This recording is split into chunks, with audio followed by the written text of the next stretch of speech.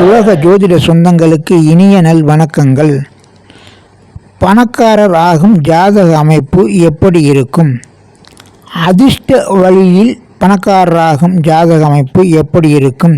விபரீத ராஜயோகம் அல்லது திடீர் அதிர்ஷ்ட வழிகளில் பணக்காரராகும் ஜாதக அமைப்பு எப்படி இருக்கும் என்பது பற்றி இப்பதிவில் விளக்கமாக பார்ப்போம். முதலில் அடிப்படை முதன்மை அமைப்பாக லக்னம் சுப கிரகங்களான குரு, சுக்கிரன், வளர்பிறை அல்லது பௌர்ணமி சந்திரன் தனிப்புதன் தொடர்புடன் சுப வலுப்பெற்று பங்கமில்லாமல், அதாவது சூரியன், செவ்வாய், சனி, ராகு, கேது தொடர்பு இல்லாமல் இருப்பது அவசியமாகும். அடுத்ததாக லக்னாதிபதி மேலே கூறியுள்ள சுப கிரகங்களின் தொடர்புடன் ஆட்சி உச்சம் வலுவில் கேந்திர திரிகோணங்களில் அமர்ந்திருப்பது சிறப்பாகும்.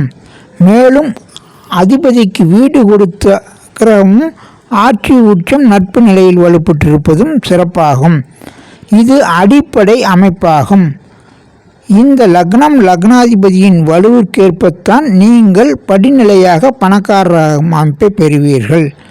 அடுத்தது 12 பாவகங்களும் பணக்காரர்களாக்கும், 9 கிரகங்களும் பணக்காரர்களாக்கும். ஆனால் அந்த கிரகங்களும் பாவகங்களும் சுப வலுப்பெற்று இருக்க வேண்டும் என்பது அடிப்படை அமைப்பாகும். அவர்களின் திசைகளில் உங்களை பணக்காரர்களாக்கும், உங்கள் லக்னம் லக்னாதிபதியின் வலுவிற்கேற்ப.